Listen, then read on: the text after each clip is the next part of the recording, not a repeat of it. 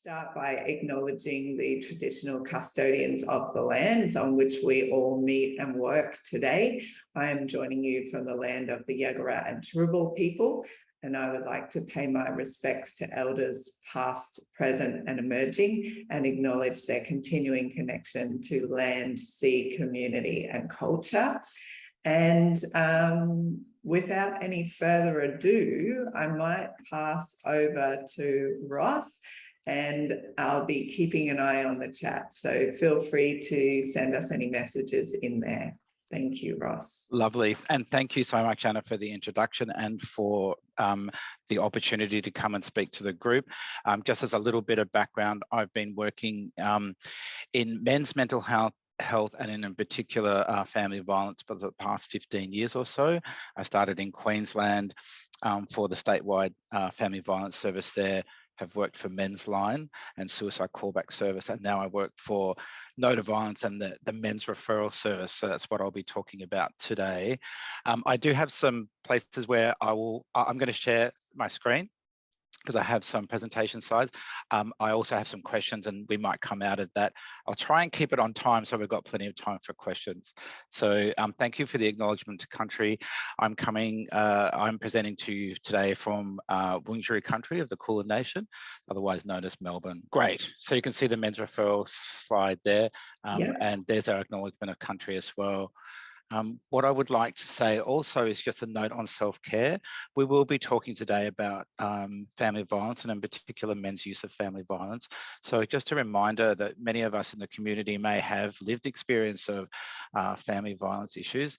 If you feel at any time that the material that we're covering, and I will try and keep it at a sort of theoretical high level, but you know, if you are impacted, please do what you need to do to take care of yourself, and that might mean leaving the meeting potentially or talking to somebody after the meeting. And I do have some numbers here for services that might be useful for anyone who's impacted, and I'm happy to share them later. First of all, I'll talk about what we want to achieve today. I'm going to be really clear with all of you is that I am not here today to teach you how to work with men who are using violence. If I could do that in an hour, I would probably be out of a job. But also, just on a more serious note, it is a specialist area of counselling. And so today what I really want to do is cover what I call this sort of recognise, respond and referral pathways. So try and show you a lens that we view family violence through, and how as non-specialists, non-experts in the field of men's family violence, how you might initially respond, what you might be listening for, and what kind of referrals would you make. So that's really what I'm hoping to do today. So I'd like to talk sort of as an overview what we see as the drivers and dynamics of family violence, understanding that many of you will have an understanding and that you will all come with different levels of understanding. So I'll picture it at one level, and I'm always more than happy to come back and talk again. A brief overview again of the forms of family violence. Working with men who use family violence, what does that look like? And recognising, responding to family violence narratives and appropriate referrals. So just very briefly about our organisation, No to Violence has been around for about 30 years. It started in Victoria and now is a national peak organisation working with men to end male use of family violence. That's very specifically what we are here to do.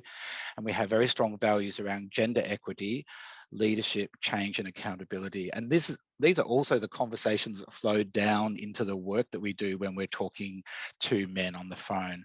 And NTV principles, I would just like to go over them briefly because we are very much founded in a pro-feminist approach to the work, and we acknowledge that family violence is a gendered issue, that it impacts women differently to the way that it impacts men.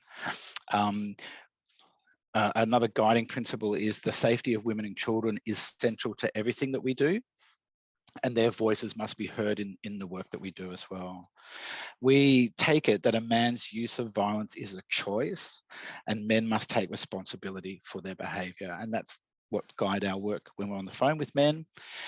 We acknowledge that all women, men and children can be adversely affected by family violence. So those are our principles. We are very much focused on family safety in our work with men. And so often you may hear me say today that often we are thinking about the client who may not be in the room, that you might be talking to a man, but the other clients are potentially his extended family, his wife and his partner and children. No to Violence has lots of different functions. So we're interested in policy and research, and we're interested in workforce development, training and sector development. But we also have a services team, which is called the Men's Referral Service. And it's a national telephone line. And I'll talk more about that in a moment. So who does the Men's Referral Service speak to? Well, we speak to anybody in the family really, but often we are mostly speaking to men who are using violence and who are looking for ways to change those behaviours. We do also talk to family members impacted by family violence, and we may talk to friends and family and colleagues of people using violence and give them some support and advice about how they may start a conversation with somebody.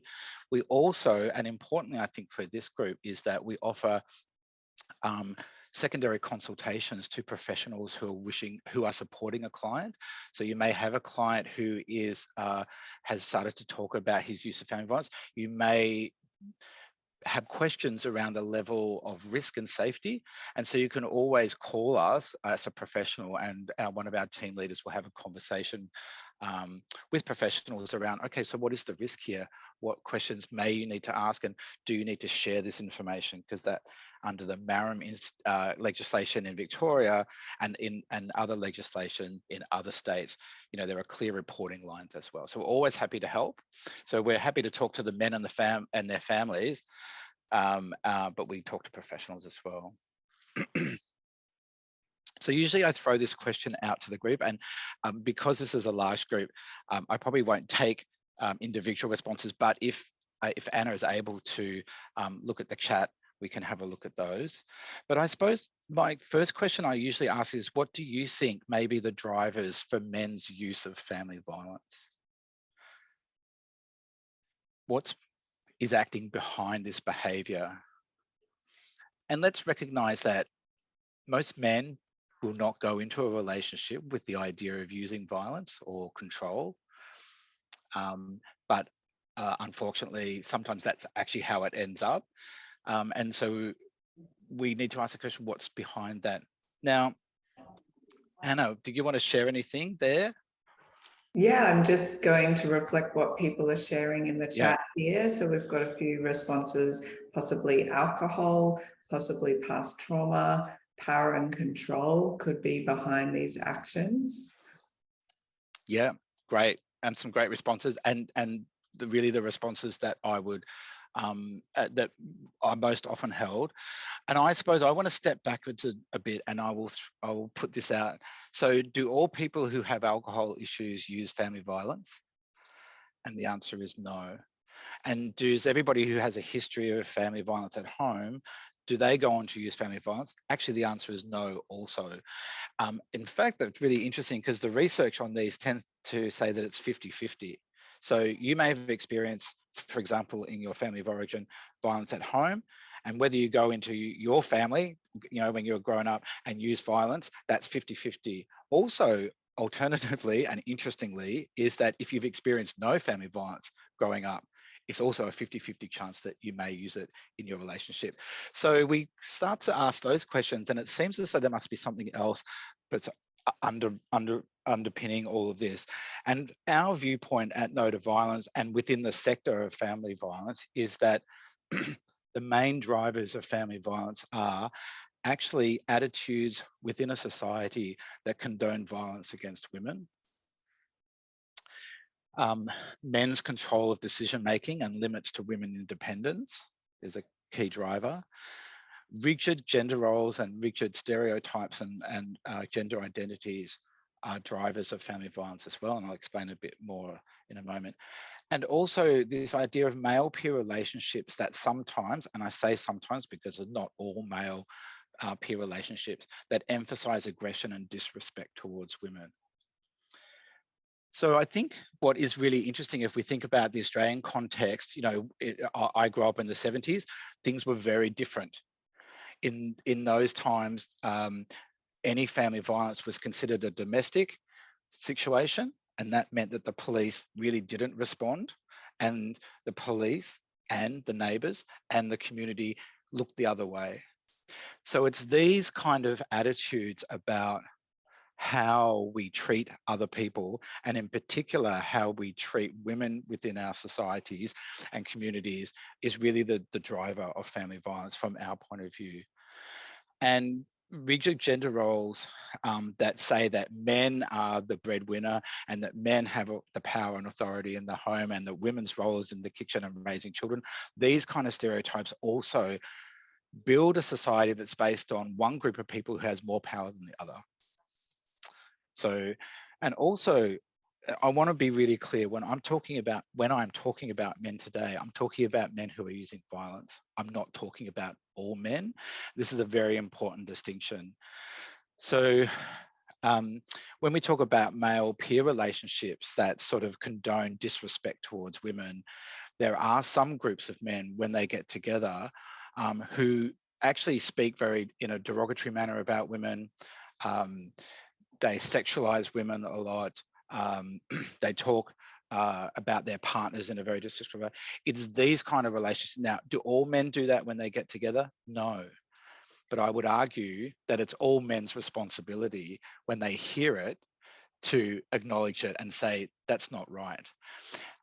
So there is a very useful, an organization called Our Watch, which has a very useful short animation, which is, uses very simple images and quite simple language to talk about how gender roles and attitudes towards women and attitudes towards violence sort of grow up in communities.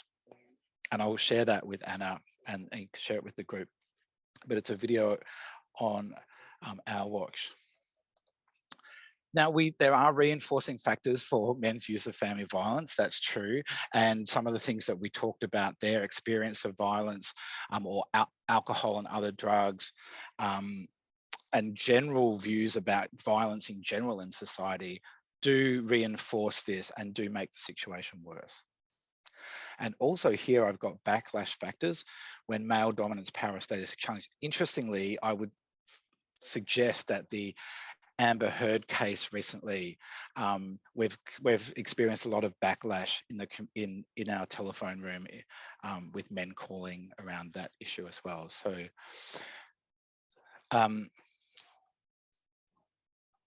what I would also suggest, in our position very strongly, is that there's a lack of accountability generally for people who cause harm.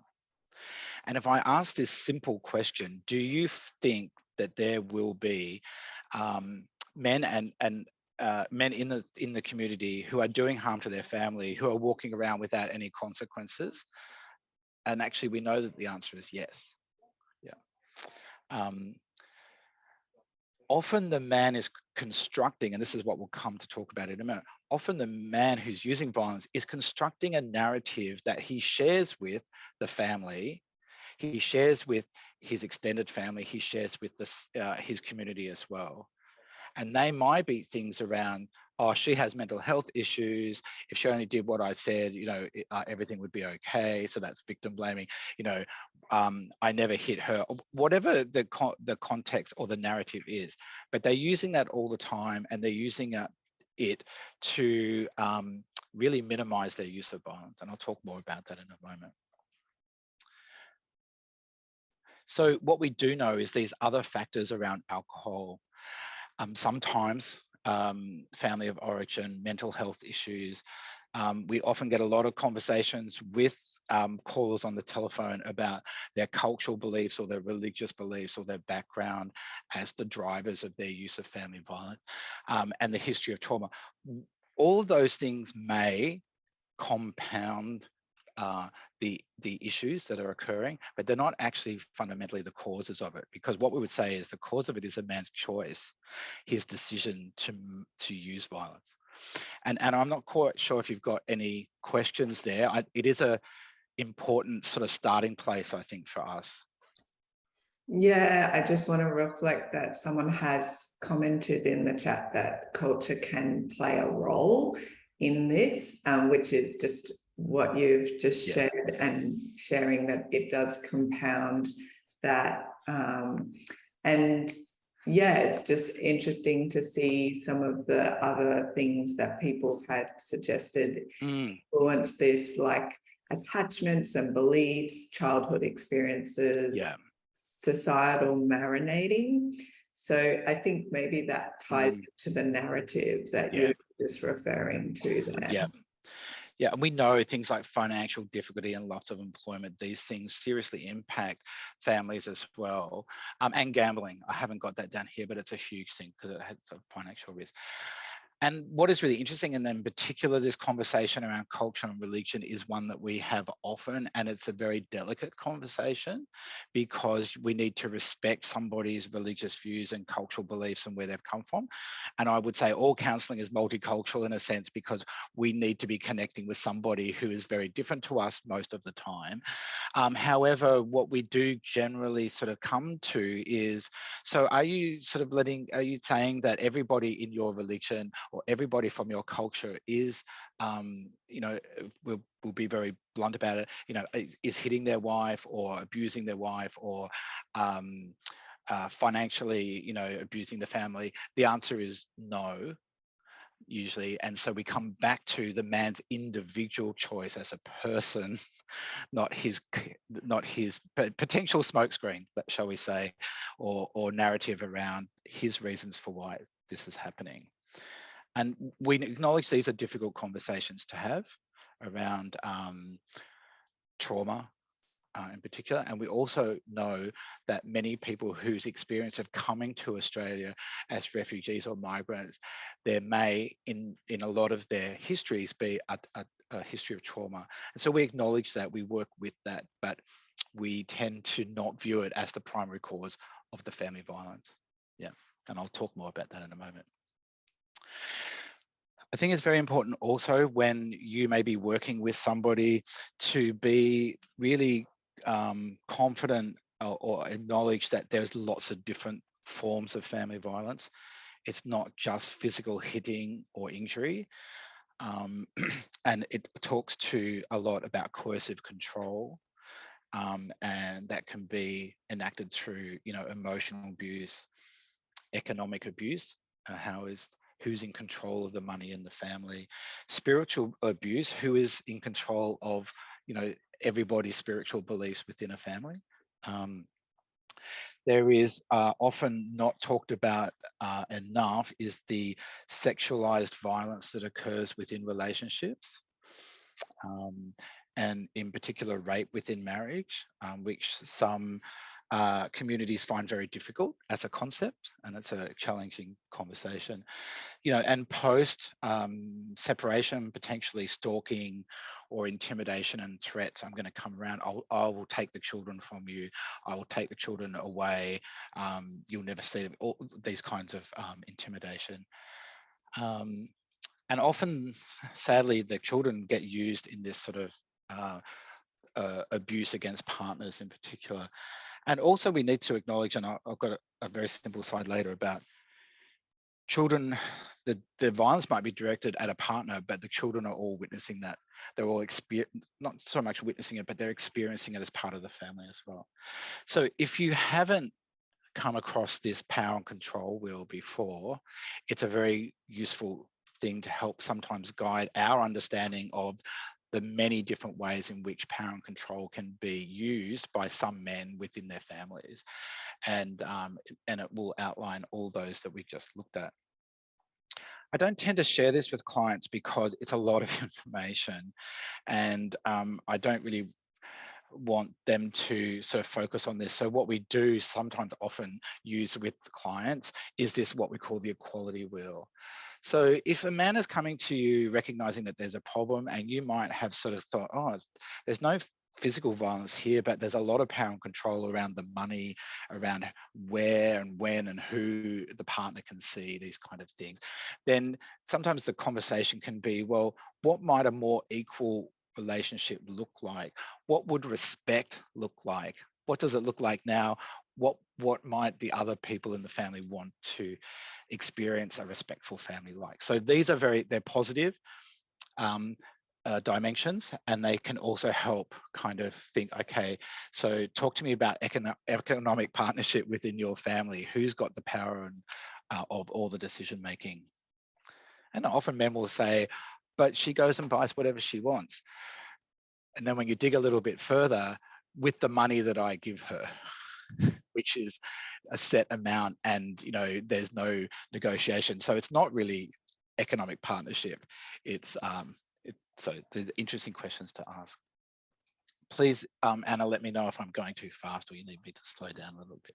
I might just jump in and pose one of the questions that has been put in the chat, which is, how do you balance respect for culture when some religious beliefs might normalize hurting or killing a wife or a daughter, and also hold accountability in that situation? I think that often the conversation comes down to one of values, often with all men really, and what are their values around being a parent and being a father, a partner, being a community member. And often what you'll hear is, there's really strong values around being a great father and a provider and all that sort of stuff. And then sometimes if we have the information, so how does that sit with you when you're yelling abuse at your wife in front of everybody in the family? What do you think her feelings about that might be? So we try and build the empathy for the other people within the family. We try and sort of sometimes look at the discrepancy between his values of the kind of parent or partner that he wants to be. I would also suggest that sometimes when it's very much grounded in a cultural thing, I might actually make a proper another referral to a specialist called community kind of practitioner. In Victoria, we have In Touch counselling. I think they're more practiced at separating these issues sometimes. But it is tricky. It's a very hard conversation. And I think sometimes we just want to talk about the values of the man. And how could he actually maybe have the same outcomes without any physical violence? How could he get the outcomes of respect and without yelling and screaming and causing everybody to be fearful? So, and opening up that question, do you think that, yelling and, is going to get you the respect that you might want? How else might you achieve that? I think also there is a very delicate conversation also about the Australian context, the Australian legal context, the Australian expectations around what is acceptable and what is not acceptable, because sometimes we will be talking to somebody whose experience of growing up is radically different. And therefore, we have to kind of understand in the society or the community that they've come from, the culture that they've come from, what is acceptable might be very different. So that's a very useful conversation to have, to say that in Australia, actually there are laws to say that you can't do X, Y, and Z. And if you don't know that, then that's becomes really important. Absolutely. Thank you so much for that. And just on that last point about some people perhaps not having a concept that a particular action is against the law, someone's just put into the chat around the sexual abuse and marital rape. Yeah. Maybe not even being a concept of abuse in particular cultures. That's right. Yeah, in many cultures, in fact. And it's really one of those conversations that is avoided often, it's not spoken about. Yeah, I think it's a really big topic, and I think it's a topic that will become more prevalent to talk about. I've got some information here about women's experience and children's experience of, but I think for time's sake, I might go a little more quickly here, but just to ground our conversation in what's happening in the world. And often men will come to us and say, she's violent also, or all men are, men are also victims. Well, we need to balance it with what we know from the research which is that predominantly family violence is perpetrated by men against women and children. There are instances of men being victims of family violence, but typically the use of violence, the seriousness of the violence, and the potential lethality of the violence are very, very different. So what we see is that it's in much greater numbers women and children who are harmed and end up in hospital and who end up dead, rather than men. And it's really important to understand that. And we talk with men when we talk to them about the impacts on partners and the impacts on children. And often it's the conversation around the impact on children where some men kind of are taken aback and think, oh, I didn't realize this is what I was teaching my children at home. So that's an interesting conversation that needs to be balanced with also the woman's perspective as well. So again, I reiterate, I'm not talking about all men, I'm talking about men who choose to use violence at home.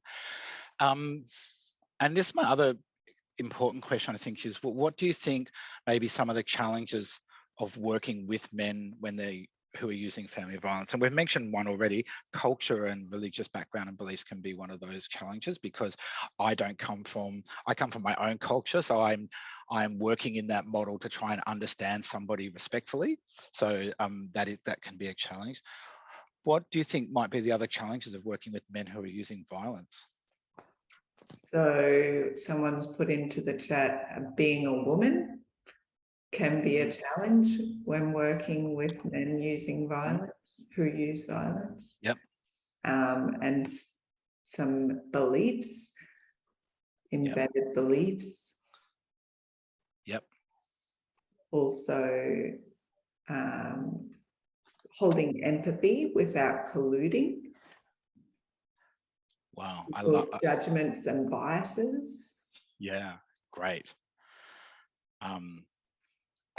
I might stop sharing for just a minute if I can get my mouse under control. And I just like to say what a great lot of responses, because being a woman working with people who use violence, men who use violence, the experience of my female colleagues and the male colleagues here and in other settings is vastly different. And we'll talk about that in a minute, in particular around this idea of collusion, which is a big problem, and also our own biases. So what are we bringing? What are we hearing? And how are we, as you say, and this is really the key point, how are we balancing our empathy with somebody who's making these choices? And that's a really hard space to be in. And as Emily has pointed there, because now I've got my screens and still holding them to be accountable.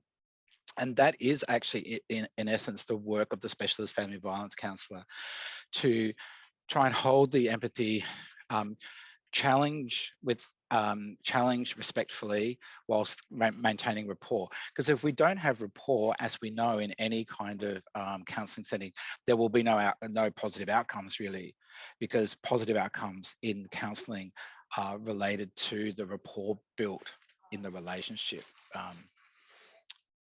I might go back because we're going to talk about some of those. Oh, and yes, absolutely. Absolutely. Men who are using violence don't want to talk about it. And there's lots of reasons for that. It's, I think, inherently shameful for somebody to admit that they are harming somebody else. And that's why the stories and narratives they create are they're so wedded to these stories, because I think of shame. Yeah. So I'll go back to sharing and hopefully get the right screen up. Great responses. Couldn't ask for anything better. So what we talk about often in our work are what are the barriers for men to take responsibility, and they come in lots of different versions. Me and my work, I have heard all of these, and I'm sure many of you will have heard these as well. And these are just some examples, but they're the main ones. So denial, there is no problem. I'm a great father, the kids love me. Yeah. Or minimization, I've never used physical violence. That's usually a question mark for me immediately, because why are you making a statement to me that you never use physical violence? Because what else is happening would be where I'd be exploring. She pushes my buttons. This is victim blaming. It's her fault that I react the way that I do. It's the children's fault that I explode into a rage and smash things. It's like, well, it's the ultimate lack of accountability. Blaming. I have a very stressful job, and we hear this a lot. And I would suggest that we hear this a lot when we do speak to different cultural groups of families that have come to Australia, who the stories are incredible um, uh, of fathers who are 3 jobs, to try and provide everything for the family. And this is often it comes out. I have a very I'm running 3 jobs. I have 5 children. I have a wife who needs this kind of lifestyle. They're often things that the man will talk about. Again, these are not the reason for his use of violence, because other people will be managing those things. So mutualizing, she gives as good as she gets. She's also violent. She also yells at me. So often the conversation there becomes around, are you frightened of her? And do you think that she might be frightened of you? Because usually when I ask, do you think, are you frightened of your wife? No, why would I be frightened of my wife? I wonder if we asked her whether she would be frightened. So there's a really big difference here. The victimhood is the system is against me.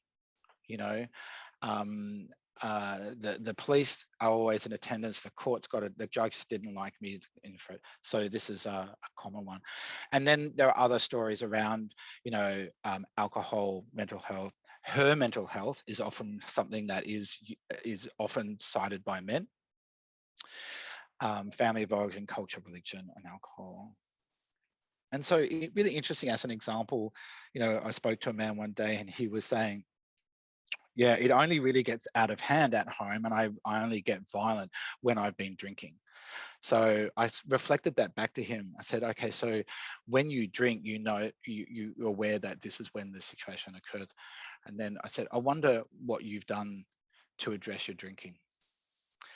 And so all of a sudden, his smokescreen, his excuse, his way of avoiding responsibility. Actually, if he knows that's happening, if he knows that when he drinks he's violent, why does he persist in drinking? So it's a very clear example of he's making a choice. In all those moments, we are making choices. We call these smoke screens because they throw up the smoke so that we can't see the situation clearly. They are violence promoting and violence avoiding attitudes that move men away from taking responsibility. And you can't see me now, but what I usually do is I'm, throwing my hands outward. They are looking outward to any reason that they can pin for their use of family violence. And what our work that we do, and the work that you do when you're referring to us, is to actually bring them to talk about their actions, their behaviors, why they're talking to us now. So very much about accountability. Smokescreen create a barrier between the man and his ability to be accountable. So as long as he's holding on to the story, he won't take account for his choices and his use of violence. And often the story is there consciously or unconsciously because there's a strong emotion, there's a difficult or strong emotion, often around shame, to avoid talking honestly about what's going on. So our job, especially as family violence workers, is to start to unpack that for them and ask them, what might it look like to take responsibility, So we call these violence supporting narratives. They shift responsibility away from the individual. They reinforce his use of violence. They will have benefits. He doesn't have to change, and change is difficult. So we know that if anyone's ever tried to give up smoking, for example, it's really hard work. So, and we have to address this for the change to occur. Now, the smoke screen is the sort of the beginning of the story that you'll hear, and the excuses that men will use, and we need to always dig underneath those and to try and bring him to talking about him and his choices. The other thing that often happens in working with men who are using violence is that they want us to collude with them. They want us to agree with their violence supporting narrative really strongly.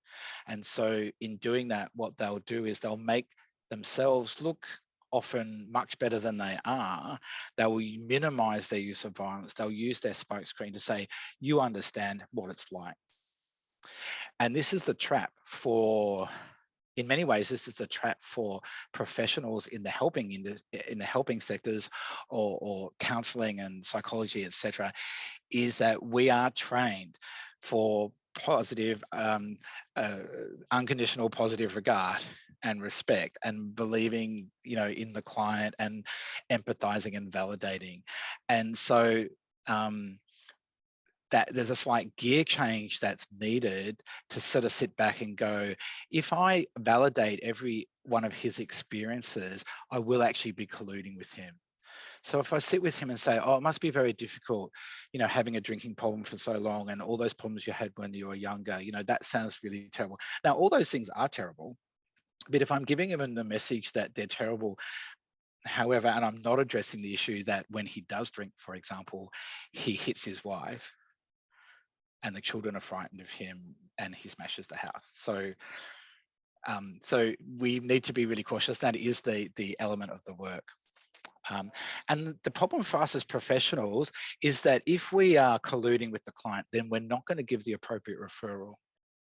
We may give a referral for couples counselling, for example, which is never a good idea when there's violence involved, because it's dangerous for the affected family, the women and children, to be in counselling with a man who's violent.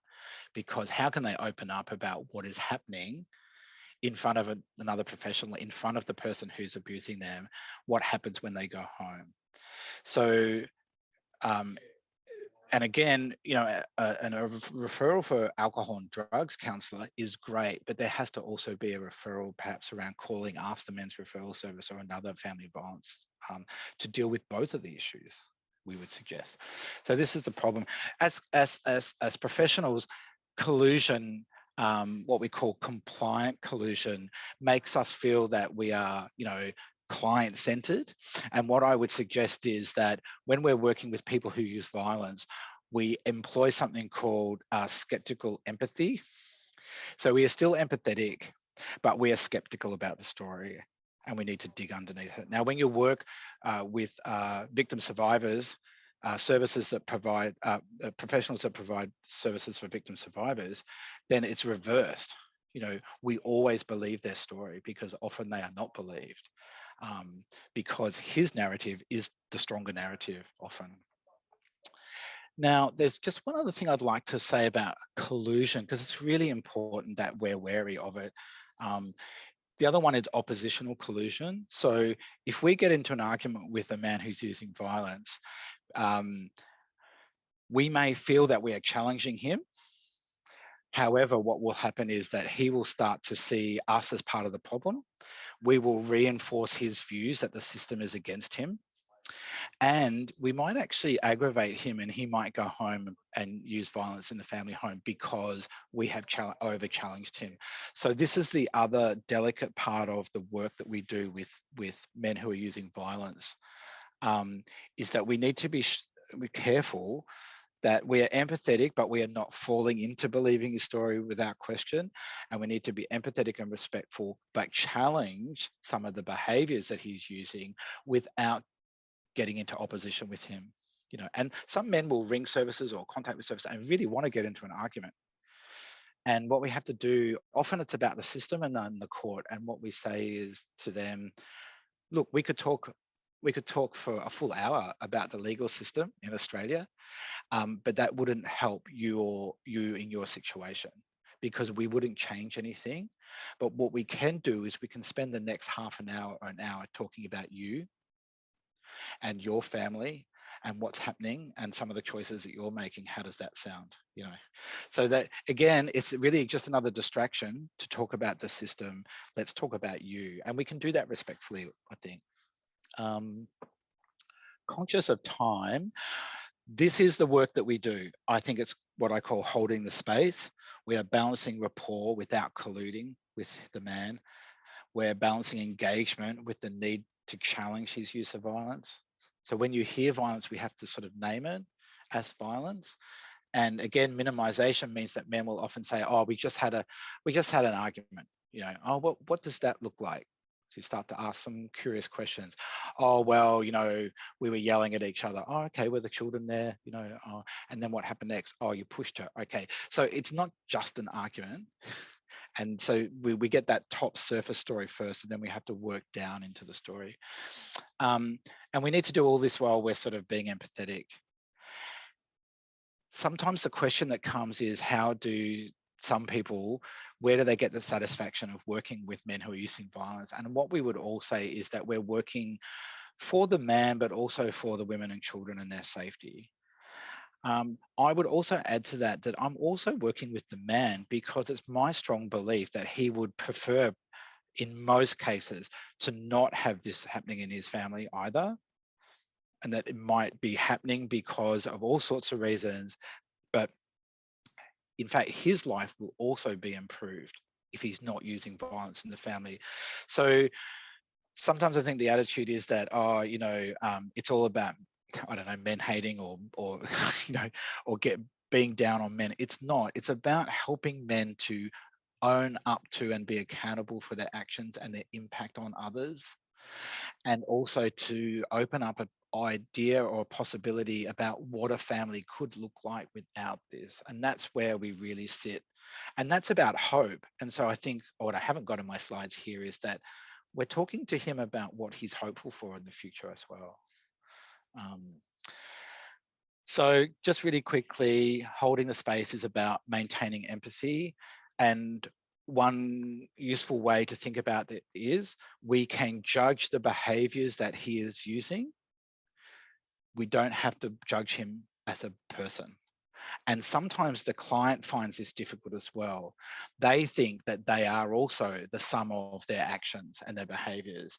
And what we do is sometimes we have to say to them very clearly, look, I'll be really frank with you. I'm not sitting in judgment here of you now as a person, but I can judge some of these behaviors that you're using and that you recognize probably need to change. So that separates him from his actions. And that's a really helpful space to start with sometimes. Very powerful. And it also enables us to remain empathetic and focus on him as an individual who would often desire to change. Being aware of shame. Sometimes we explore his empathy for others. What do you think the children might feel about this? How does your partner react in those times? What might it be like for her? And we need to do that carefully. In all our engagements, we have to ensure that we're not aggravating him so that he's going home to perpetrate violence, use violence. And we're listening for change talk. So, you know, I don't want to be this person. I don't want to be like my dad. I wish that, you know, my family was together. So all of these positive little pieces that are in the narrative as well as the other stuff, they're the things that we draw out and sort of reflect back to him. I hear that you really want a safe family for everybody, including your wife and your children and yourself. And then what is this change journey? So what is he going to do next? What will he do next? Who can he call? And I suppose as a non-specialist family, I mean, you're all specialists, but as a non-family violence, men's family violence specialist, I would say that it's about recognizing family violence. It's about thinking about how to respond in a way that is safe for him and for his partner and for his children potentially. And what are the right referrals to be making as well. So if the one thing that you take away from our conversation today is that idea of who do I send him to, well, then you send him to the men's referral service. And I'm happy to share these slides with Anna and you as a group, but I've got the slide at the end in a moment. So being aware of the different types of violence and the risks, responding appropriately to the family violence cues, not letting it go. So if you hear, you know, oh, well, you know, we got into an argument and the police came around. Oh, okay. So tell me about something else. Like, no, hang on. That sounds as though that might be a family violence situation. Let's pause for a moment. I'm going to ask you a few questions, you know. So is there an intervention order in place? Has the court asked you to do something? That's a very useful place to start an intervention order. And often for most men, in my experience, when I'm talking to them about this, doesn't matter what cultural background they come from, most men don't understand their intervention order. So having a conversation about the intervention order or asking him to call us so we can have the conversation about what does that mean. That's very useful, and that's really increases his safety and the safety of everybody in the family. Remaining non-judgmental. This is somebody who has behaviours that need to change. Let's help him on his journey for change. Let's not be judgmental and shut that down, or make the situation for him more shameful, because that's going to lead to poor outcomes. And providing appropriate referrals and safe plan. If the only safe plan you can do with him is, and it's usually very brief, and sometimes your contacts with men will be very brief. If you can say to him, what are you going to do next time that the situation becomes heated or escalates? What can you do? And talk to him about that. So maybe he can let everybody at home know he's going to walk away and calm down and come back. Is he going to call Men's Referral Service or another service?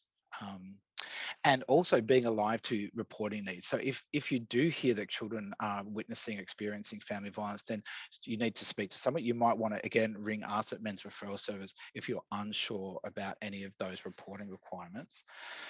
And we have a number of different services, probably the last point. So we have a national inbound service, and we have a service where we talk to men over multiple sessions as well. I'm going to stop there. I think some information there about our service. I haven't left as much time for questions as I might have wanted to, but Anna, if you've got some questions there, I'll stop sharing. We have got a question asking if there's any resources or guides available that can help people to evaluate and change their behaviours kind of day to day. I guess part of what you've been talking about is the need to be self-aware and to look at the steps to take that can help people change their behaviours. So what you can do, and the conversations we'll have with men also, is we'll be doing that assessment about sort of whether they're appropriate for a men's behaviour change program, which are run by lots of different services around Australia.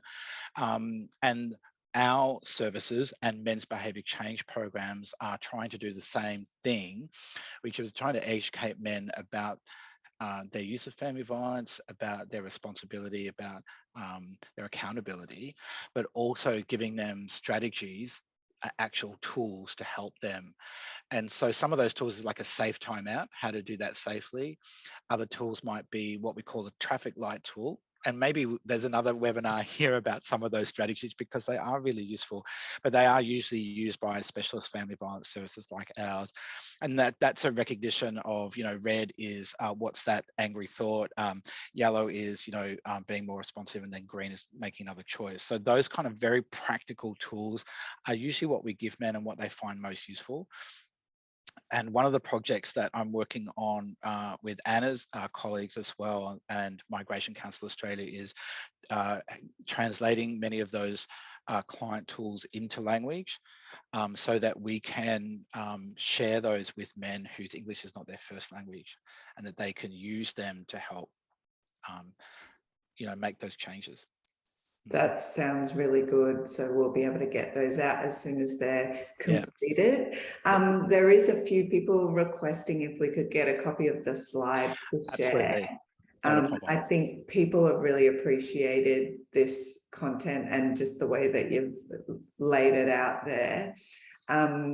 Also, if there is the list of referrals or the types of services that you and your service might refer people into, in addition to, obviously everyone can refer to yourselves and that national phone number, which is available for everybody. I think that's a great idea, Anna. Sorry to cut over you there. Yeah, if you get the client to call us, and if the English is not their first language, we use translator services every day, and we're more than happy to help. And there's information on our website as well, so we'll send all that information through. Lots of people saying thank you for this session. This information's been really good. So I'm very happy and appreciate your time and your input here, Ross, and your expertise here. If anyone does have any final questions, we're probably going to have to wrap it up shortly, but I really appreciated this session, and I'm sure that a lot of people have found it helpful. Thanks, Anna. And again, you know, if you've got feedback on what might also be useful in this context, the things that you would like to hear, pass those on to Anna. You know, we'd love to sort of support the community's needs, really. Wonderful. Yes, I think there are some calls for some more similar sessions like this. So perhaps I'll be in touch with you shortly about Excellent. that, Ross. Great. I think that's really great. But thanks again for your time, and thanks everybody who's logged on to join us today. And we wish you all the best for the rest of your day, and we'll see you again soon. Take care. Thanks, everybody. Bye. Thanks, Anna. Thank you. Bye. Bye.